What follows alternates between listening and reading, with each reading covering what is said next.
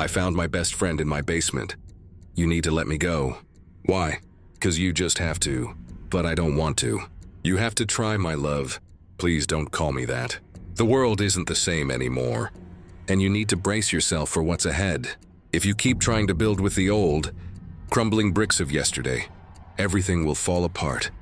And you'll be buried beneath the ruins. You always know what to say, don't you? She let out a soft, bittersweet chuckle. Baby, it's only fair. Let go of the rope. The water isn't as cold as you think. All right, I muttered, though every fiber of my being resisted. As I stepped into the water, I found that she was right. The temperature was mild, almost welcoming, just as she had said. She was always right, always so damn sure of everything. She didn't need glasses to prove she was smart. It radiated from her in ways that made you feel small, insignificant. I think it's time to go home, I yelled, the desperation clinging to my words. But there was no response, just the quiet echo of my own voice mingling with the gentle lapping of the water. I looked around, searching for her, but she was gone, vanished like a ghost that had never been real to begin with. The warmth of the water suddenly felt like ice, creeping into my bones, chilling me to the core. Home. The word felt hollow, meaningless. Without her, home was just a place, a collection of walls and memories that were slowly disintegrating, just like the bricks she had warned me about.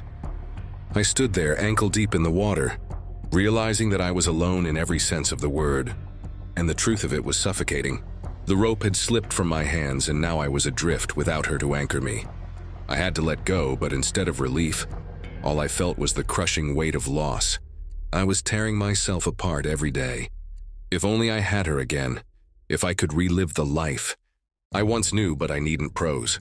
The ropes indeed hang to keep us all awake, I should have known. Life just isn't the same old song anymore. If only we had lived together in a universe that had favored us. Maybe I just needed to feel the warmth of the sun again, and so I did. I grabbed my keys and got in my car. Outside, the world was beautiful. It was intricate and peaceful. The bustling sound of the traffic, children playing on the streets, it was refreshing for once. I decided to go for a cup of coffee. Maybe it would freshen up my mind, bring me back to the world I once loved. I pulled up into the parking lot of the small autistic cafe in town. It was a cute place, the freshly baked coffee beans.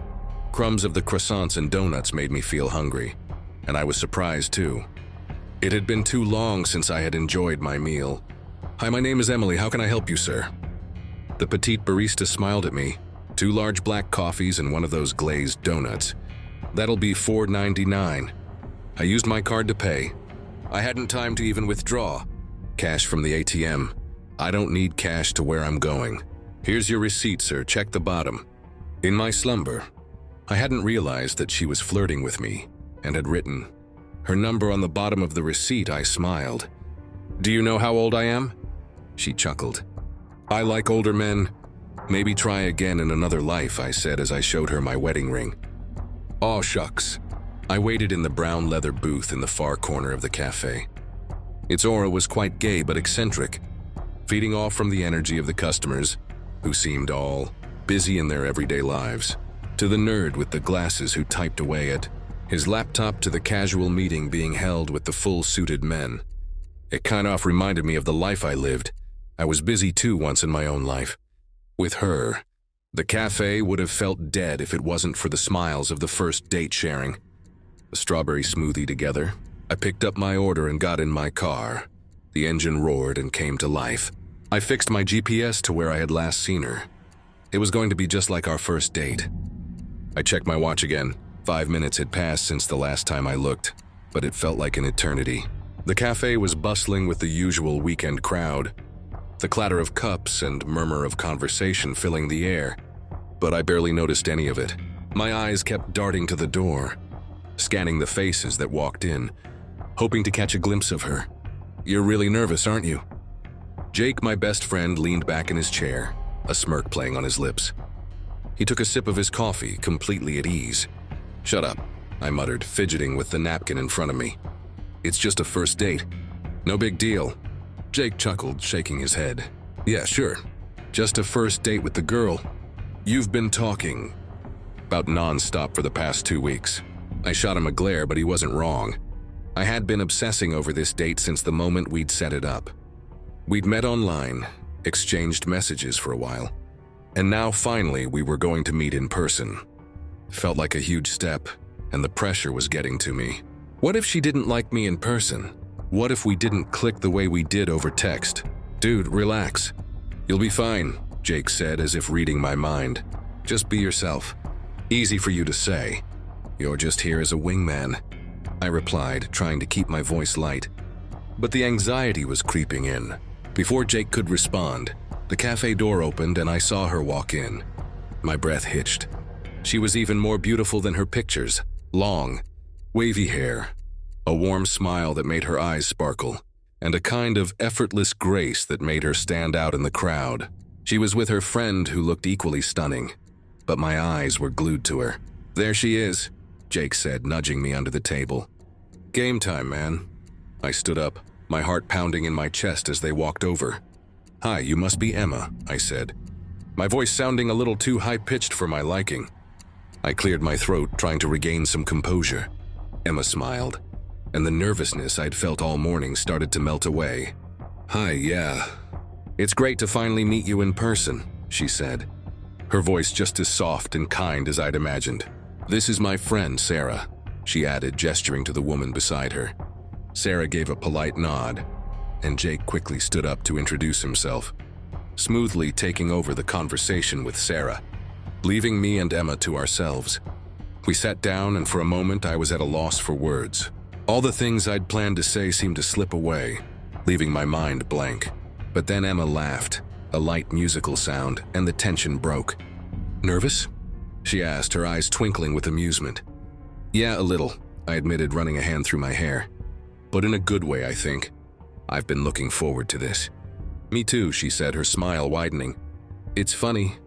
I was worried it might be awkward, but I'm glad it's not. Definitely not, I agreed, feeling more at ease. So what do you think? Is this place okay? She glanced around the cafe, taking in the cozy atmosphere. It's perfect. I like the vibe here. It's casual and gay, but still nice. I'm glad, I said, relieved that she seemed comfortable. So how was your day? We started chatting, and the conversation flowed easily, just like it had online. We talked about everything, our jobs, our favorite movies, even our most embarrassing moments. Every now and then, I'd glance over at Jake and Sarah, who seemed to be getting along well, but my focus was on Emma. The more we talked, the more I realized how much I liked her. She was funny, smart, and had this way of making you feel like you were the only person in the room. At one point, she leaned in a little closer, her voice dropping to a more intimate tone. You know, I wasn't sure what to expect meeting you in person, but I'm really glad I came. My heart skipped a beat. Yeah, me too. I mean, I was kind of a wreck this morning, but now, this just feels right. She smiled, and for a moment, everything else faded away. It was just the two of us, in this little bubble of connection that felt both new and familiar at the same time. I hope we can do this again, I said, feeling a little bolder now that the initial nerves had worn off. I'd like that, she replied, her eyes locking onto mine. I'd like that a lot. The rest of the date went by in a blur. We finished our drinks, laughed at Jake's terrible jokes, and even made plans to meet up again the next weekend.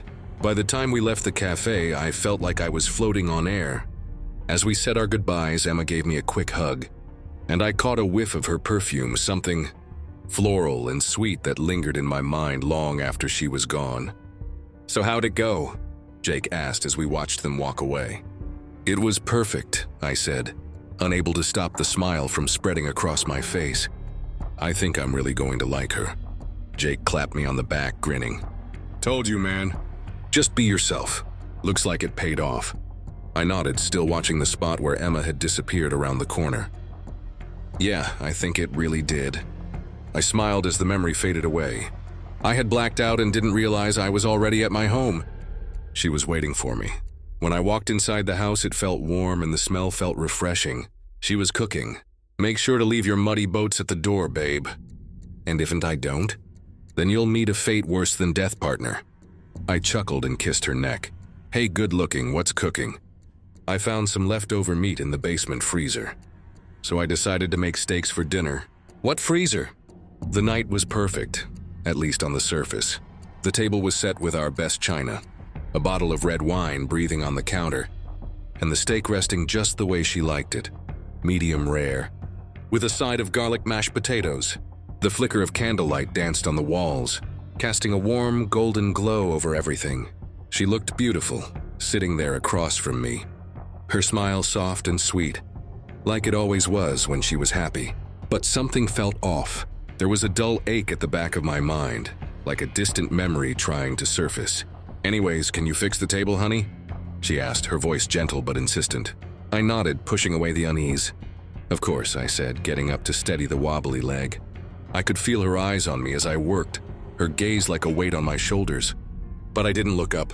I just kept my focus on the table, trying to ignore the strange, creeping feeling that something wasn't right. Dinner was delicious, as it always was when we cooked together. The steak melted in my mouth, the wine was rich and full-bodied, and the conversation flowed effortlessly, just like it always had. But there was something in her eyes tonight, something distant and cold that I couldn't quite place. I wanted to ask her about it, but every time I opened my mouth, the words died in my throat. Instead, I just smiled and nodded, pretending everything was normal. After dinner, we cleaned up together, laughing softly as we washed the dishes and put them away. The whole time, I couldn't shake the feeling that something was wrong, but I kept it to myself. I didn't want to ruin the evening. Not when everything seemed so perfect. When we finally climbed into bed, I wrapped my arms around her, pulling her close. She snuggled into me, her body warm and soft against mine, and for a moment, I let myself believe that everything was okay. "Relax, it's over. You belong to me. I want to fill your mouth with dirt." "What?" she whispered. "Relax, my love.